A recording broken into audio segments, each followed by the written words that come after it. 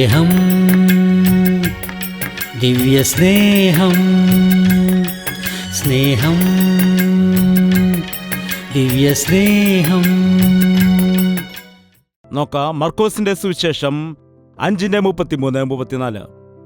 സ്ത്രീ തനിക്കു സംഭവിച്ചത് അറിഞ്ഞിട്ട് ഭയപ്പെട്ടും വിറച്ചും കൊണ്ട് വന്നു അവന്റെ മുൻപിൽ വീണു വസ്തുതയൊക്കെയും അവനോട് പറഞ്ഞു. അവൻ അവളോട്, മകളെ, നിന്റെ വിശ്വാസം നിന്നെ രക്ഷിച്ചിരിക്കുന്നു. സമാധാനത്തോടെ പോയി ബാധയൊഴിഞ്ഞ് സ്വസ്ഥയായിരിക്കുക എന്ന് പറഞ്ഞു. ഇനിയും എല്ലാവരും ഇങ്ങോട്ട് ശ്രദ്ധിക്കുക. ഇവിടെ നമുക്ക് ഒരു സ്ത്രീയെ കാണുവാൻ കഴിയും. അവൾ യേശുവിനെ മറഞ്ഞിരിക്കുവാൻ ശ്രമിച്ചപ്പോൾ കഴിയാതെ വന്ന് സ്ത്രീ തനിക്ക് സംഭവിച്ചത് അറിഞ്ഞിട്ട് ഭയപ്പെട്ടും വിറച്ചും കൊണ്ട് വന്ന് അവന്റെ മുൻപിൽ വീണു വസ്തുതയൊക്കെയും അവനോട് പറഞ്ഞു. അവൻ ആരാണ്? വിടുവിക്കുന്നവനാണ്. അവൻ നമ്മെ സഹായിക്കുന്നവനാണ്. യേശുക്രിസ്തു നമ്മെ വിടുവിക്കുന്നവനാണ്. അവൻ നമ്മെ പരിപാലിക്കുന്ന ദൈവമാണ്. അതുമാത്രമല്ല, വളരെ വേഗത്തിൽ കാന്തനായിട്ട് ആ യേശുക്രിസ്തു വരാൻ പോകുന്നു. ഞാനും നിങ്ങളും അവന്റെ വധുവായി ഒരുങ്ങിയിരിക്കേണ്ടതാണ്. അവൻ നമ്മെ ആശ്വസിപ്പിക്കുന്ന ദൈവമാണ്. നമ്മെ വിടുവിക്കുന്നവനാണ്. കരുണ കാട്ടുന്നവനാണ്. സൗഖ്യം നൽകുന്ന ദൈവമാണ്. നമ്മെ രക്ഷിക്കുന്ന ദൈവമാണ്. ആശ്രയമില്ലാതിരിക്കുമ്പോൾ യേശുവിന്റെ മുഖത്തേക്ക് നോക്കുന്നതായ വ്യക്തി ഏതു പ്രതിസന്ധിയുടെ നടുവിലും തളർന്നു പോകാതെ, വീണു പോകാതെ നിൽക്കുവാനിടയാകും. ഇവിടെ ഒരു സ്ത്രീയെ കാണാൻ കഴിയും. ഒരുപാട് ധനമുള്ള വ്യക്തിയാണ്. എന്നാൽ അവളെ ഒരു രോഗം ബാധിച്ചു. 25-ാം വാക്യം നോക്കുമ്പോൾ, 12 സംവത്സരമായിട്ട് രക്തസ്രവമുള്ളവളായി പല വൈദ്യന്മാരാലും ഏറിയോന്ന് സഹിച്ച് തനിക്കുള്ളതൊക്കെയും ചിലവഴിച്ചിട്ടും ഒട്ടും ഭേദം വരാതെ ഏറ്റവും പരവശയായി തീർന്നിരുന്ന ഒരു സ്ത്രീ. 12 വർഷമായിട്ട് അവളെ ഒരു രോഗം പിടിച്ചിരിക്കുന്നു. ആ രോഗം ഏതാണ്? രക്തസ്രവം എന്ന രോഗമാണ്. അവളുടെ ശരീരത്തിൽ നിന്ന് രക്തം നഷ്ടപ്പെട്ടുകൊണ്ടേയിരുന്നു. രക്തമാണ് ജീവൻ. ഒരു വ്യക്തിയുടെ ശരീരത്തിൽ ആവശ്യമായ രക്തമുണ്ടെങ്കിൽ അവന് പല രോഗങ്ങളും വരികയില്ല. നമ്മുടെ ശരീരത്തിൽ രക്തത്തിൽ എന്തെങ്കിലും പ്രശ്നങ്ങൾ ഉണ്ടാകുമ്പോഴാണ് സാധാരണ രോഗങ്ങൾ ഉണ്ടാകുന്നത്. എന്നാൽ ഇവിടെ ആ രക്തം നഷ്ടപ്പെട്ടുകൊണ്ടിരിക്കുന്നു എന്ന് പറയുമ്പോൾ അത് 1, 2, 3 ദിവസത്തേക്ക് അല്ല. അത് 1, 2 വർഷമായിട്ടുള്ളതല്ല. 12 വർഷമായിട്ട് ഈ സ്ത്രീ അനുഭവിച്ചു കൊണ്ടിരിക്കുന്നതായ രോഗമാണ്. അവളുടെ ശരീരത്തിൽ നിന്ന് രക്തം നഷ്ടപ്പെട്ടു പോകുന്നു. ഒരു നിമിഷം നിങ്ങൾ ചിന്തിച്ചു നോക്കുക. അവളൊരു അസ്ഥിപഞ്ജരം പോലെയായിരിക്കും. മുഖമെല്ലാം വിരൂപമായിട്ട്, അതുപോലെ കൈകാലുകൾ വളരെ ശോഷിച്ചു, ആരോഗ്യമില്ലാതെ വളരെ ബലഹീനയായി തീർന്നിരിക്കുന്നതായ ഒരു സ്ത്രീയാണത്. അവൾക്ക് പണമുണ്ടായിരുന്ന സമയത്ത് ആ രോഗത്തിൽ നിന്ന് വിടുതൽ നേടുവാനായി വൈദ്യന്മാരുടെ അടുക്കൽ പോയി. വൈദ്യന്മാരുടെ അടുക്കൽ ചെന്നിട്ട് ഒരു പ്രയോജനവുമില്ലാതെ കഷ്ടപ്പെട്ടത് മിച്ചം. ഡോക്ടറിന്റെ അടുക്കൽ പോയ ആളുകൾ എത്ര പേരുണ്ട്? ഈ കാലത്ത് ഡോക്ടറെ കാണാൻ പോകാത്ത ആളുകളും ദിവസവും ഒരു ഗുളികയെങ്കിലും കഴിക്കാത്ത ആളുകളും ചുരുക്കമാണ്. ബിപിയും ഷുഗറുമൊക്കെ ഉള്ള വ്യക്തികളാണെങ്കിൽ ആഹാരത്തിന് മുൻപും അതുപോലെ അതിനു ശേഷവും എല്ലാ ദിവസവും ഈ ഗുളികകൾ വിഴുങ്ങിക്കൊണ്ടേയിരിക്കണം. ഒരു സഹോദരൻ വന്ന് പറയാനിടയിൽ, ദേവദാസ, എനിക്ക് ബിപിക്കും ഷുഗറിനും ഉള്ളതായ എൻ്റെ ഗുളികൾക്ക് വേണ്ടി മാത്രം ഏകദേശം മാസം 5000-4000 രൂപയോളമാകും. എൻ്റെ ഗുളികയ്ക്ക് വേണ്ടി ഇത്രത്തോളം പണം ചെലവഴിച്ചാൽ എൻ്റെ കാര്യങ്ങൾ എങ്ങനെയാണ് നടക്കുന്നത്? എത്രയോ ആളുകളാണ് ഇന്ന് രോഗബാധിതരായി തീർന്നിരിക്കുന്നത്. ഓർക്കുക, നിങ്ങൾ ഡോക്ടറെ കാണാൻ പോകുമ്പോൾ സൗഖ്യം നേടുന്നുണ്ടോ, അതോ നിങ്ങൾ വീണ്ടും ബുദ്ധിമുട്ടുകയാണോ? ഒരു സഹോദരി ഫോണിൽ സംസാരിക്കുന്ന സമയത്ത് ഞാൻ ആശുപത്രിയിൽ വെച്ച് കേട്ടതാണ്. അമ്മേ, ഡോക്ടർ വീണ്ടും പണം ചോദിക്കുന്നു. അമ്മ, ഒരു കാര്യം ചെയ്യ്, വസ്തുവിന്റെ ആധാരം പണയം വെച്ച് പണം കൊണ്ടുവരിക, അല്ലെങ്കിൽ ആ സ്വർണം പണയം വെച്ച പണം കൊണ്ടുവരിക എന്ന് പറഞ്ഞ് എത്രയോ ആളുകൾ ഇന്ന് വസ്തുക്കൾ പണയം വെച്ചുകൊണ്ട്, സ്വർണം പണയം വെച്ചുകൊണ്ട്, അതുപോലെ വീട് പണയം വെച്ചുകൊണ്ട് ചികിത്സയ്ക്ക് കൊടുക്കുവാൻ, മരുന്നിന് കൊടുക്കുവാനായിട്ട് ഒരുപാട് ബുദ്ധിമുട്ട് അനുഭവിക്കുന്നുണ്ട്. 1 ലക്ഷവും 2 ലക്ഷവും 3 ലക്ഷമൊക്കെ മുടക്കുന്നു. ഓപ്പറേഷൻ ചെയ്യണമെന്ന് പറഞ്ഞ് ലക്ഷക്കണക്കിന് മുടക്കി ഓപ്പറേഷൻ ചെയ്തതിനു ശേഷം അവസാനം ആ മനുഷ്യൻ മരിക്കാനിടയാകുന്നു. അങ്ങനെ പണവും പോയി, മനുഷ്യന്റെ ജീവനും നഷ്ടപ്പെട്ടു, ബുദ്ധിമുട്ട് മാത്രം ബാക്കിയായി. എന്താണ്? നിങ്ങൾ ആശുപത്രിയിൽ പോകുവാൻ പാടില്ല, ഡോക്ടറിനെ കാണാൻ പാടില്ല എന്ന് ഞാൻ പറയുന്നില്ല. നിങ്ങൾ യേശു കർത്താവിനെ വിശ്വസിക്കൂ. ആശുപത്രിയിൽ എഴുതി വയ്ക്കാറുണ്ട്, doctor cuts, God heels. Doctor എന്താണ് ചെയ്യുന്നത്? ഓപ്പറേഷൻ ചെയ്യും, നൂല് വെച്ച് തുന്നിക്കെട്ടും. 10 ദിവസം വന്ന് നോക്കുമ്പോൾ ആ മാംസമെല്ലാം ചേർന്നിരിക്കുന്നത് കാണാം. ആരാണ്? ഡോക്ടറാണോ? ഇത് ചേരണമേ ചേരണമേ ചേരണമേ എന്ന് പാട്ടുപാടിയത് കൊണ്ടാണോ സംഭവിച്ചത്? അത് ഡോക്ടർ ചെയ്തതല്ല. ആരാണത് ചെയ്യുന്നത്? ദൈവം, സൃഷ്ടികർത്താവായ ദൈവമാണ്. അവനാണ് നിന്റെ മുറിവിനെ കെട്ടുന്നത്. അതുകൊണ്ട് ഡോക്ടറിന് ഒരുപാട് പരിധികളുണ്ട്. നിങ്ങൾ ഡോക്ടറിന്റെ അടുക്കൽ പോകുമ്പോൾ പ്രാർത്ഥിച്ചു പോകുക, ദൈവഹിതം ചോദിച്ചുകൊണ്ട് പോകാം. നിങ്ങൾ ദൈവത്തിൽ പരിപൂർണമായി വിശ്വസിക്കുക, അപ്പോൾ ദൈവം സഹായിക്കും. വി ട്രീറ്റ്, ഗോഡ് ഹീൽസ് എന്ന് യേശുവിൽ വിശ്വസിക്കുന്ന ഒരു ഡോക്ടർ എഴുതി വെക്കാനിടയായി. We treat, God heals. ഞങ്ങൾ നിങ്ങളെ പരിശോധിക്കും, ഞങ്ങൾ നിങ്ങൾക്ക് മരുന്നുകൾ എഴുതിത്തരും, എന്നാൽ സൗഖ്യം നൽകുന്നത് ദൈവമാണ്. ഡോക്ടർ നിങ്ങൾക്ക് ഗുളിക നൽകുമ്പോൾ നിങ്ങളത് വിഴുങ്ങുന്ന സമയത്ത് നിങ്ങളുടെ ഉള്ളിലേക്ക് ആ മരുന്ന് ചെന്ന് നിങ്ങളുടെ രക്തത്തിൽ കലർന്ന് അലിഞ്ഞു ചേർന്ന് ആ രക്തത്തിലുണ്ടായിരിക്കുന്നതായ ഇൻഫെക്ഷനെല്ലാം മാറ്റുന്നത്, അങ്ങനെ ചെയ്യുന്നത് ആരാണ്? ഡോക്ടറാണോ? ആരാണത് ചെയ്യുന്നത്? പറയുക. ഗുളികയാണോ? ഇതാ ഞാൻ പോകുന്നു, ചെന്നിട്ട് ഞാനെല്ലാം കഴുകി വൃത്തിയാക്കുമെന്ന് മരുന്ന് പറയുമോ? ഇല്ല. മരുന്നിനെ വിശ്വസിക്കരുത്, കർത്താവിനെ വിശ്വസിക്കുക. ഈ സ്ത്രീക്ക് യേശുവാരാണെന്ന് അറിയില്ലായിരുന്നു. പാവം, അവൾ ഒരുപാട് വൈദ്യന്മാരെ കാണുവാനിടയായി. ഇതാണ് പാവം. അനേകം ആളുകളും പല ചികിത്സകളും ചെയ്യാറുണ്ട്. ഒരു രോഗത്തിനു വേണ്ടി നിങ്ങൾ 100 ഡോക്ടർമാരെ കാണാൻ പോയാൽ നിങ്ങൾക്ക് 150 രോഗങ്ങൾ വരും. എന്താണ്? യഥാർത്ഥ രോഗം പോയിട്ട് നിങ്ങൾക്ക് അനേക രീതിയിലുള്ളതായ മരുന്നിൻ്റെ സൈഡ് എഫക്ട്സ് നിമിത്തമായിട്ട് രോഗങ്ങൾ ഉണ്ടാകും. ഇന്ന് സൗഖ്യപ്പെടുത്തുന്ന ദൈവത്തിൽ ആരും വിശ്വസിക്കുന്നില്ല. ദൈവം നൽകുന്ന സൗഖ്യത്തിനു വേണ്ടി കാത്തിരിക്കുന്നില്ല. രോഗികളായിരിക്കുന്ന ആരെങ്കിലും ഇവിടെ ഉണ്ടെങ്കിൽ നിങ്ങൾ ദയവ് ചെയ്ത് മുഴങ്കാൽ മടക്കി പ്രാർത്ഥിക്കുക. ദൈവദാസന്മാരെയോ സഭാമൂപ്പന്മാരെയോ വിളിച്ചിട്ട് നിങ്ങൾ പ്രാർത്ഥിപ്പിക്കുക. അപ്പോഴെന്താണ് സംഭവിക്കുന്നത്? നിങ്ങളുടെ പാപങ്ങൾ ക്ഷമിക്കപ്പെടും. പാപം ക്ഷമിക്കപ്പെട്ട് നിങ്ങൾക്ക് സൗഖ്യം ലഭിക്കും. ഒരു വിഷയം നിങ്ങൾ ഓർക്കണം, മനുഷ്യനുണ്ടാകുന്നതായ ഓരോ രോഗത്തിനും പ്രധാനമായ കാരണം പാപമാണ്. പാപത്തിൻ്റെ ശമ്പളം ആണ് മരണം. പാപം നൽകുന്ന ചിലവുകാശാണ് രോഗം. ചിലവുകാശ് എന്ന് പറയുമ്പോൾ ശമ്പളം മാസത്തിനൊടുവിൽ തരും, ചിലവുകാശ് ഓരോ ദിവസവും ചായയ്ക്കും കാപ്പിക്കും വേണ്ടി തരും.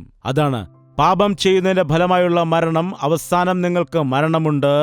എന്നാൽ നിങ്ങളുടെ ജീവിതത്തിൽ പാപത്തിൽ ജീവിക്കുമ്പോൾ അതിൻ്റെ ഫലമായ ശരീരത്തിൽ രോഗവും വ്യാധികളുമൊക്കെ ഉണ്ടാകും. എത്രയോ ഡോക്ടർമാരാണ് പഠിച്ചിറങ്ങുന്നത്.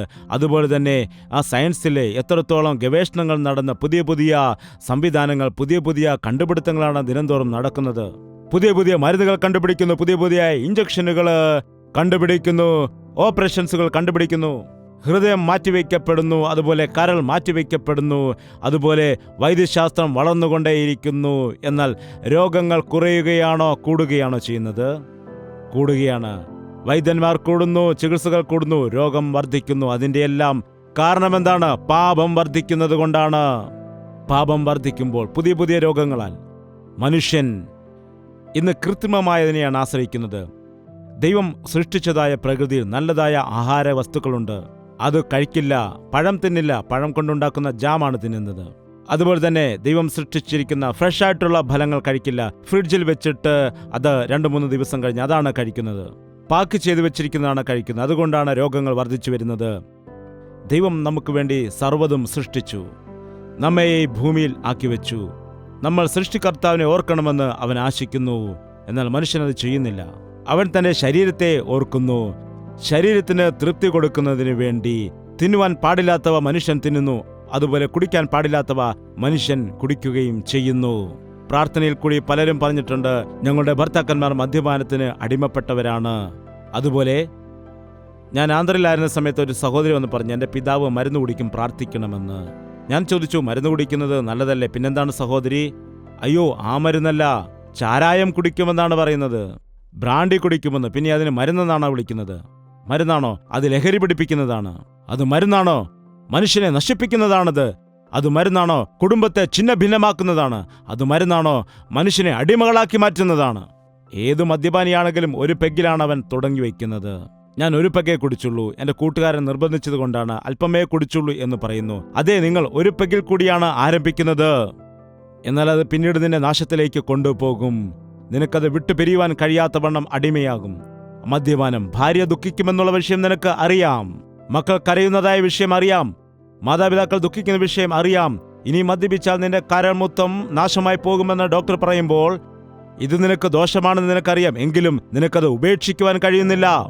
പാപം ചെയ്യുന്നത് എളുപ്പമാണ്, എന്നാൽ അതിൽ നിന്ന് നിനക്ക് വെളിയിൽ വരുവാൻ പിന്നീട് ബുദ്ധിമുട്ടാണ്. അതുകൊണ്ടാണ് പറയുന്നത്, യേശു കർത്താവിൽ നീ വിശ്വസിക്കുക.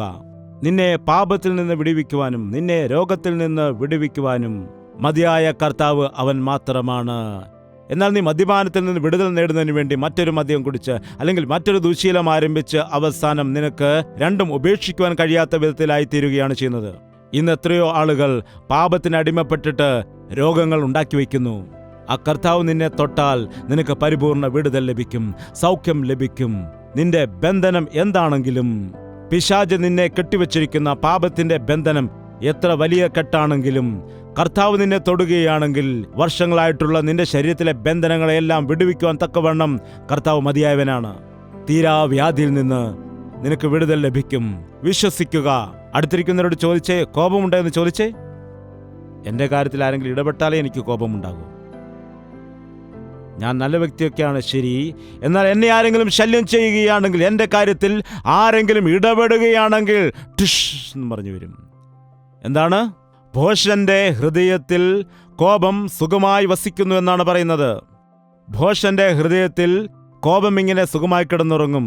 നിങ്ങൾ പാമ്പ് കിടക്കുന്നത് കണ്ടിട്ടുണ്ടോ? നിങ്ങൾ അത് ശാന്തമായിട്ട് ഇങ്ങനെ ചുണ്ടുകൂടി കിടക്കുന്നത് കാണാം. എന്നാൽ ആ പാമ്പാട്ടി അതിൻ്റെ മൂടി എടുക്കുന്ന സമയത്ത് എന്താണ്? ടിഷ് എന്നും പറഞ്ഞ് എഴുന്നേറ്റ് വരും. നാമും അതുപോലെയാണ്. ആരെങ്കിലും നമ്മുടെ അഭിമാനത്തെ തൊടുകയാണെങ്കിൽ, ആരെങ്കിലും നമ്മുടെ കാര്യത്തിൽ ഇടപെട്ടാൽ, നാം ആഗ്രഹിച്ചത് നടക്കാതിരുന്നാൽ, നമ്മെ ആരെങ്കിലും അപമാനിച്ചാൽ, ആരെങ്കിലും നിന്ദിച്ചാൽ, ആരെങ്കിലും നമ്മെക്കാൾ നന്നായി ജീവിക്കുന്നത് കണ്ടാൽ ശുറുശുറുന്ന് പതിയെ മനസ്സിൽ ഇങ്ങനെ തുടങ്ങും.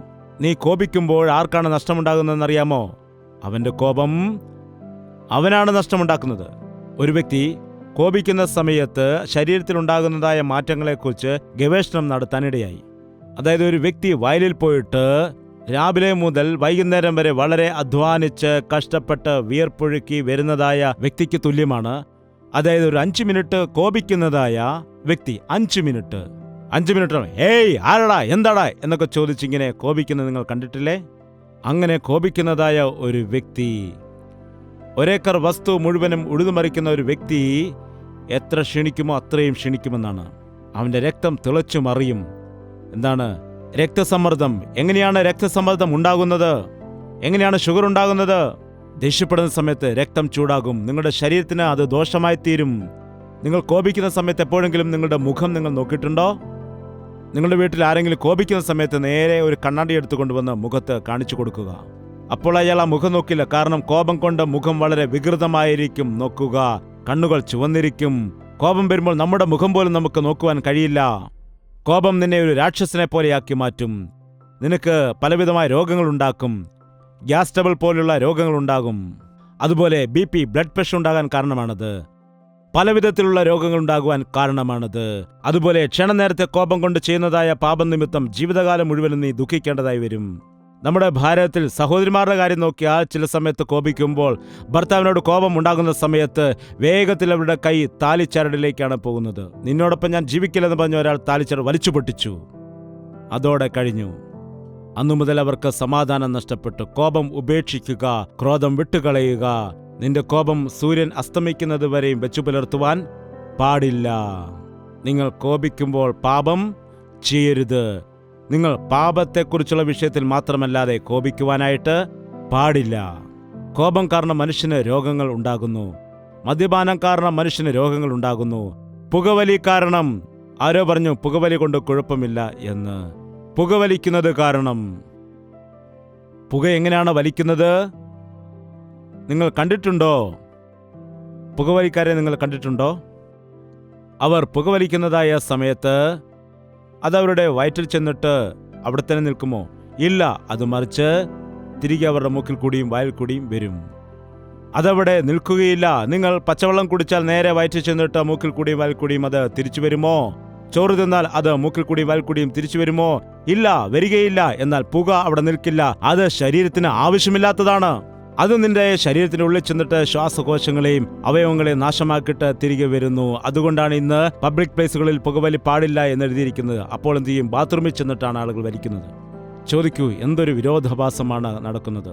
ഈ ദോഷകരമായ വസ്തുത നീ എന്തിനാണ് ചെയ്യുന്നത്? നിന്റെ ശരീരത്തെ എന്തുകൊണ്ടാണ് നീ നശിപ്പിക്കുന്നത്? നിന്റെ ശരീരം ദൈവത്തിന്റെ ആലയമാണ്. ആലയത്തെ നശിപ്പിക്കുന്നവനെ ഞാനും നശിപ്പിക്കുമെന്ന് ദൈവവചനം പറയുന്നു. ഇന്ന് പലരും പറയുന്നുണ്ട്, അവരുടെ ശരീരത്തെ അവർ തന്നെ നശിപ്പിച്ചിട്ടിട്ട് ദൈവം എനിക്ക് ആ രോഗം തന്നു, ദൈവം എനിക്ക് ഈ രോഗം തന്നു എന്നൊക്കെ പറയുന്നു. ദൈവം മുന്നമേ പറയാനിടയായി, വ്യഭിചാരം ചെയ്യുവാൻ പാടില്ല. അതെന്നേ പറഞ്ഞതാണ്. 10 കൽപ്പനകളിലെ ഒരു കൽപ്പനയാണ് വ്യഭിചാരം ചെയ്യാൻ പാടില്ല. പരസ്ത്രീയോടുകൂടി വ്യഭിചാരം ചെയ്യുന്നവൻ, പരപുരുഷനോടൊപ്പം വ്യഭിചാരം ചെയ്യുന്നവർ നരകത്തിലേക്ക് പോകും. എന്നാൽ ഇന്ന് നോക്കുക, വ്യഭിചാരം എന്ന പാപം കാരണം എത്രയോ രോഗങ്ങളാണ് ഉണ്ടാകുന്നത്. എയ്ഡ്സ് എന്ന രോഗം ഒരു കാലത്ത് നമുക്ക് അറിയില്ലായിരുന്നു. എന്താണ് HIV എന്ന രോഗത്തെക്കുറിച്ച് ഒരു കാലത്ത് നമുക്ക് അറിവുള്ളതല്ലായിരുന്നു. എന്നാൽ ഈ കാലത്ത് എത്രയോ ആളുകൾ HIV രോഗത്താൽ ഭാരപ്പെടുന്നുണ്ട്. ചിന്തിക്കുക. ഒരു സഹോദരി പറഞ്ഞു, എനിക്ക് ഭർത്താവിൽ നിന്ന് HIV രോഗം പിടിപെട്ടു. എൻ്റെ 2 മക്കൾക്കും ഈ രോഗം ബാധിച്ചിട്ടുണ്ട്. എൻ്റെ ഭർത്താവ് മരണപ്പെട്ടു. ഞാനും എൻ്റെ മക്കളും ഈ രോഗത്താൽ ഭാരപ്പെടുകയാണ്. അപമാനം കൊണ്ട് ജീവിക്കുവാൻ കഴിയുന്നില്ല. ഇപ്പോൾ മരിക്കാൻ തീരുമാനിച്ചിരിക്കുന്നു. എത്ര ഭയങ്കരമാണ്! പുരുഷൻ ഇഷ്ടമുള്ളതുപോലെയൊക്കെ ജീവിച്ചു വന്നിട്ട് ഭാര്യയിലേക്ക് ആ രോഗം പകരുകയാണ് ചെയ്യുന്നത്. ഈ രോഗം പ്രധാനമായിട്ടും ലൈംഗിക സമ്പർക്കത്തിൽ കൂടിയാണ് വരുന്നത്. ഇതര കാരണങ്ങൾ കൊണ്ട് വളരെ ചുരുക്കമായിട്ട് മാത്രമേ ഉണ്ടാകുന്നുള്ളൂ. എന്നാൽ പ്രധാനമായിട്ടും ലൈംഗിക പാപത്തിൽ കൂടിയാണ് ഈ രോഗം പകരുന്നത് എന്നതാണ് ഏറ്റവും വാസ്തവം. പുരുഷൻ തന്റെ ഇഷ്ടാനുസരണം ജീവിച്ചിട്ട് ഒന്നും അറിയാത്തതായ ഭാര്യയ്ക്കും കുഞ്ഞിനും ഈ രോഗം കൊണ്ട് കൊടുക്കുക എന്നത് എത്ര ദാരുണമായ അവസ്ഥയാണ്. വ്യഭിചാരം ചെയ്യാൻ പാടില്ല എന്ന കൽപ്പന അനുസരിച്ചിരുന്നുവെങ്കിൽ ഇന്ന് ആ രോഗം ഈ ലോകത്തിൽ ഉണ്ടാകുമായിരുന്നില്ല എന്നതാണ്. ദൈവത്തിന്റെ കൽപ്പനകളെ പാലിക്കുമ്പോൾ രോഗം നിന്റെ വീട്ടിലേക്ക് വരില്ല.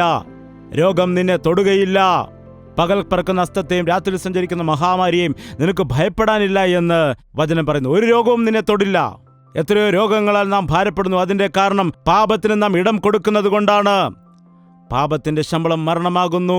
അതുകൊണ്ട് മനുഷ്യൻ ജാഗ്രതയോടെ ജീവിക്കണം. ഇന്ന് രോഗം ബാധിച്ച മനുഷ്യൻ ഒരുപാട് ആശുപത്രികളിൽ കയറിയിറങ്ങി തന്റെ പണമെല്ലാം ചിലവഴിക്കുന്നു. ആശുപത്രിയിൽ തന്റെ സമയത്തെ മുഴുവൻ ചിലവഴിക്കുന്നു.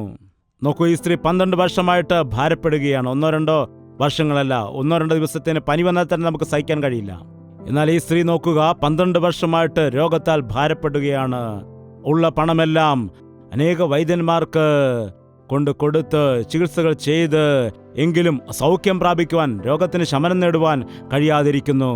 നോക്കൂ, പല വൈദ്യന്മാരാലും ഏറിയോന്ന് സഹിച്ച് തനിക്കുള്ളതൊക്കെയും ചിലവഴിച്ചിട്ടും ഒട്ടും ഭേദം വരാതെ ഏറ്റവും പരവശിയായിത്തീർന്നു. യേശുക്രിസ്തുവിൻ്റെ അടുക്കലേക്ക് നീ വരാതെ നിന്റെ ജീവിതത്തിൽ എത്രത്തോളം പരിശ്രമങ്ങൾ നടത്തിയാലും നിനക്ക് ദുഃഖം മാത്രം ബാക്കിയാകും. എന്നാൽ സമാധാനം ലഭിക്കില്ല. നിനക്ക് വിടുതൽ ലഭിക്കുകയില്ല. നിനക്ക് വിടുതൽ പ്രാപിക്കുവാൻ, നിനക്ക് വെളിയിൽ വരുവാൻ വേണ്ടി എത്ര കഷ്ടത അനുഭവിച്ചാലും എത്ര വലിയ പരിശ്രമങ്ങൾ നടത്തിയാലും നിനക്ക് വിടുതൽ ഉണ്ടാവുകയില്ല. ഒരു ചതുപ്പ് നിലത്തിൽ വീണ വ്യക്തി മുകളിൽ വരുന്നതിന് വേണ്ടി എത്രമാത്രം കൈകാലിട്ടടിച്ചാലും എന്താണ്, എത്രത്തോളം കൈകാലിട്ടടിച്ചാലും താഴേക്ക് പോകും. മുകളിൽ നിൽക്കുന്ന ആരെങ്കിലും കൈ കൊടുത്ത് അവനെ എഴുന്നേൽപ്പിക്കണം. മുകളിൽ നിന്ന് വന്നതായ കർത്താവാണ് യേശു. പാപത്തിന്റെ കുഴിയിൽ വീണുകിടക്കുന്ന നമ്മെ എഴുന്നേൽപ്പിക്കാനാണ് കർത്താവ് ഇറങ്ങി വന്നത്. പാപത്തിന്റെ കുഴിഞ്ഞ ചേറ്റിൽ കിടക്കുന്നത് എന്നെയും നിങ്ങളെയും അവൻ എഴുന്നേൽപ്പിക്കുവാനിടയായി. ക്രിസ്തുവാകുന്ന പാറയിൽ നമ്മെ നിർത്തിയിരിക്കുന്നു.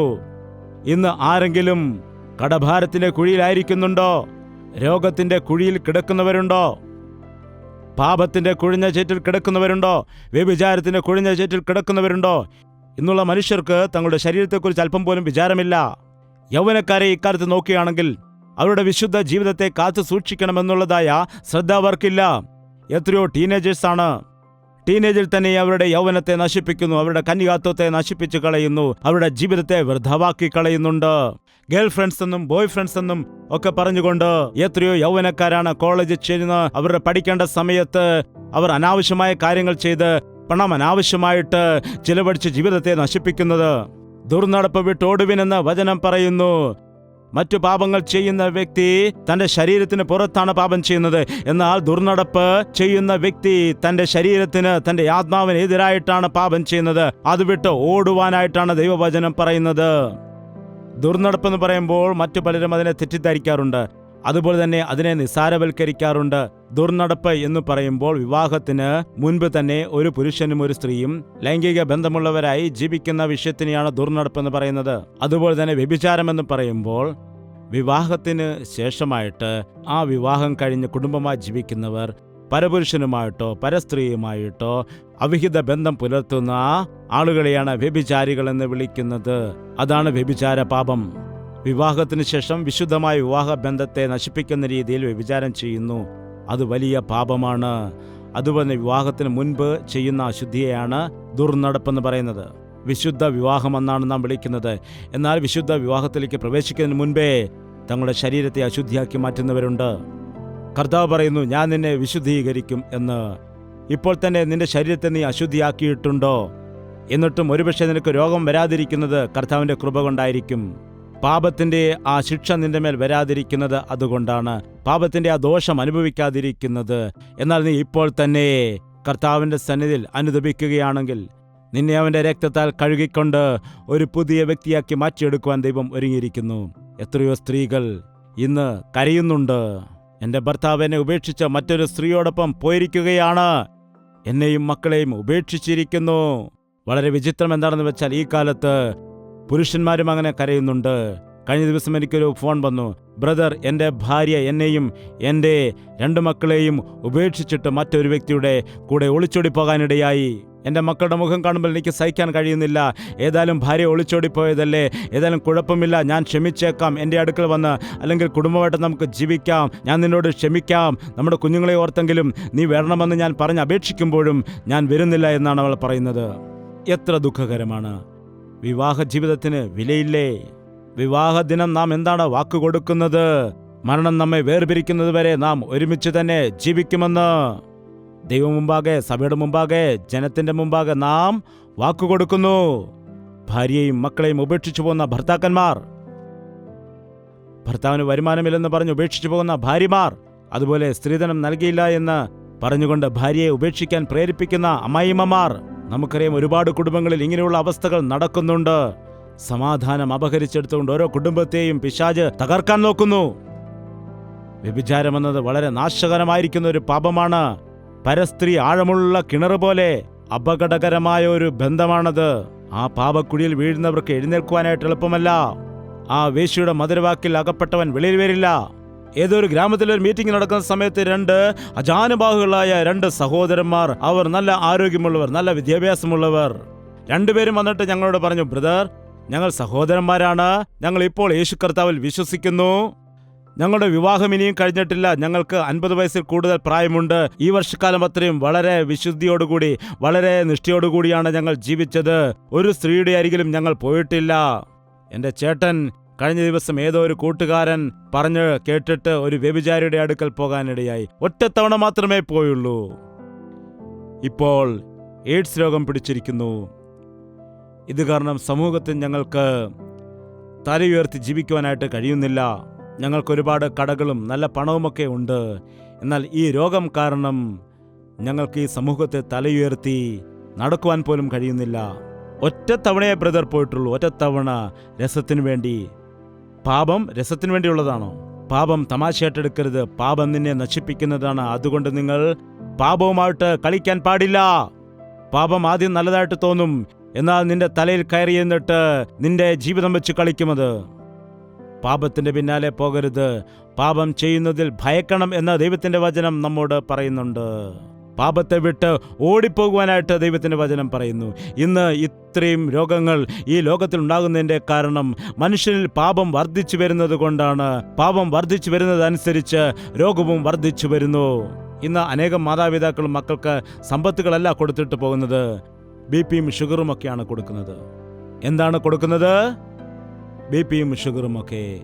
20 വയസ്സുള്ള മകന് ഷുഗർ വന്നെന്ന് പറയുന്നു. എന്താണ് നിനക്ക് ഷുഗർ വരാൻ കാരണമെന്ന് ചോദിക്കുമ്പോൾ പറയുകയാണ്, എൻ്റെ അപ്പനും അമ്മയും അതുപോലെ അവരുടെ അപ്പനും അമ്മമാർക്കും എല്ലാം ഷുഗർ ആയിരുന്നുവെന്ന്. ഇതാണ് സംഭവിക്കുന്നത്. എന്താണ്? 7 വയസ്സുള്ള കുട്ടിക്ക് ഷുഗർ എന്ന് പറയുന്നു. ചെറിയ പ്രായത്തിൽ തന്നെ രോഗങ്ങൾക്ക് ഇരയായിട്ട് മാറുകയാണ് ഇന്നാളുകൾ.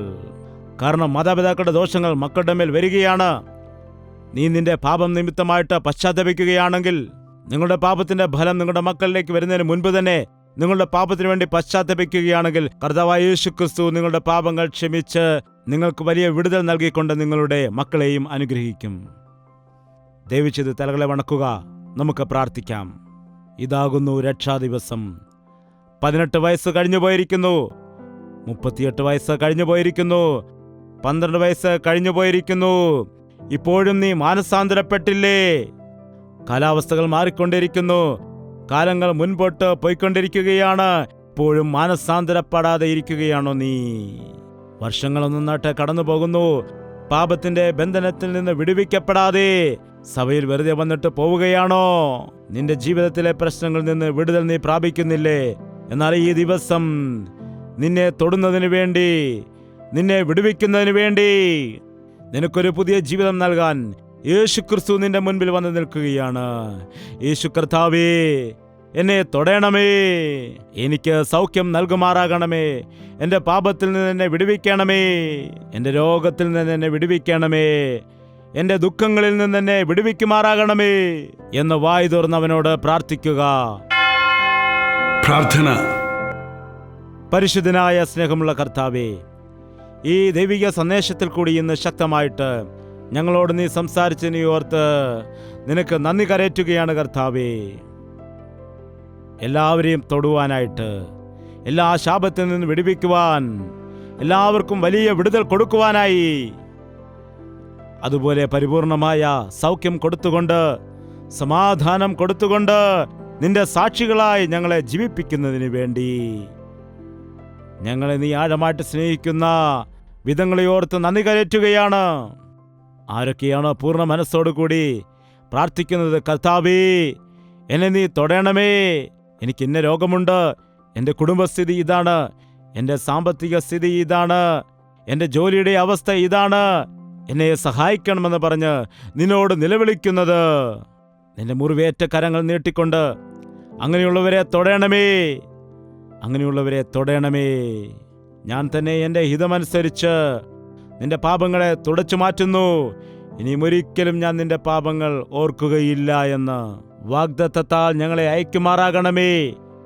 പാപങ്ങളെല്ലാം തുടച്ചു മാറ്റപ്പെട്ട് വലിയ വിടുതൽ പ്രാപിച്ചുകൊണ്ട് സമാധാനപരമായ കുടുംബജീവിതം നയിക്കുവാനായി ഞങ്ങളെയും ഞങ്ങളുടെ കുടുംബത്തെയും ഞങ്ങളുടെ കുഞ്ഞുങ്ങളെയും എല്ലാം നീ സഹായിക്കുമാറാകണമേ. അപ്പ ഞങ്ങളെ തൊടണമെന്ന്, ഞങ്ങളെ വിടുവിക്കണമെന്ന്, ഞങ്ങളോട് ക്ഷമിക്കണമെന്ന് പ്രാർത്ഥിക്കുന്നു. നിന്റെ പാപം ക്ഷമിക്കപ്പെട്ടിരിക്കുന്നു, നിന്റെ രോഗത്തിന് സൗഖ്യം ലഭിച്ചിരിക്കുന്നു, സമാധാനത്തോടെ കടന്നു പോവുക എന്നുള്ളതായ നിന്റെ വചനത്തെ ഞങ്ങൾ എല്ലാവരും ഏറ്റെടുക്കുകയാണ് കർത്താവേ.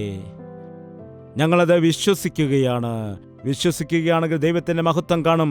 ആ ഒരു വിശ്വാസത്തോടുകൂടി മുൻപോട്ട് പോകുവാൻ ഞങ്ങളെ സഹായിക്കണമേ. നീ നൽകുന്ന സൗഖ്യവും വിടുതലും പ്രാപിക്കുന്നതിന് വേണ്ടി ഞങ്ങളെല്ലാവരെയും സഹായിക്കുമാറാകണമെന്ന് യേശുക്രിസ്തുവിന്റെ നാമത്തിൽ അപേക്ഷിക്കുന്നു പിതാവേ. ആമേൻ, ആമേൻ, ആമേൻ. യേശുവേ, യേശുവേ, യേശുവേ, യേശുവേ, യേശുവേ, യേശുവേ, യേശുവേ, യേശുവേ. നിന്നെ നിന്നെ എന്നും ഞാൻ സേവിക്കും, നീ മാത്രം രാജാവെന്നും. നിന്നെ നിന്നെ എന്നും ഞാൻ സേവിക്കും, നീ മാത്രം രാജാവെന്നും. യേശുവേ, യേശുവേ, യേശുവേ, യേശുവേ, യേശുവേ, യേശുവേ, യേശുവേ, യേശുവേ, യേശുവേ, യേശുവേ, യേശുവേ.